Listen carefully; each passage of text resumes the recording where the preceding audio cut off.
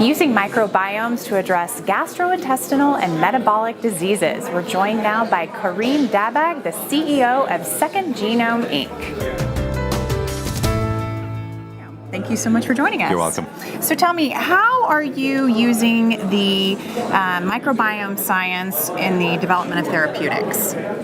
So we take an approach by which we try to understand the difference between microbial functions in health and disease with a suite of informatics and drug discovery capabilities to translate that science into knowledge around human disease and use that to develop small molecules and proteins, basically drugs, that influence human health. Okay. Have you seen a rapid change in innovation in the last 5 years?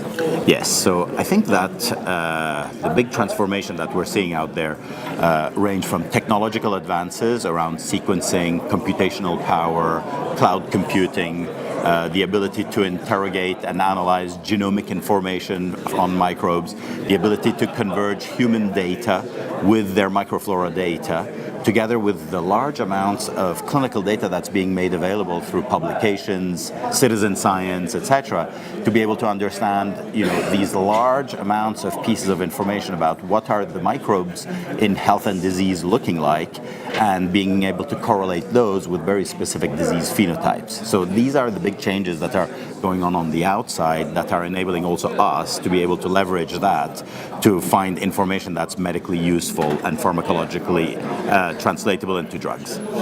And is this a unique time for your industry, and why? You mean in terms of the microbiome space, or yes, generally pharmaceutical development? Microbiome. I think it is a unique time because the large amounts of data that are out there are really starting to shape how we're rethinking the importance of microbes in human health and disease.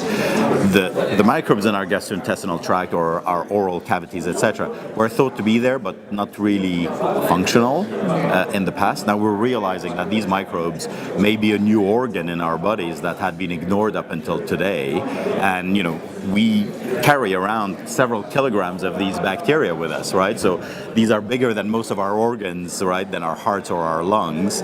So they contribute to a lot of capabilities and molecules to our functioning. So the uniqueness is that we're now realizing that this pseudo-organ exists, and its function influencing our health and disease is now becoming so important that we're now interrogating it in all of these diseases.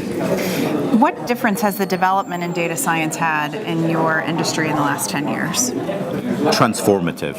I would say data science allows you to be able to understand better what genomic information looks like.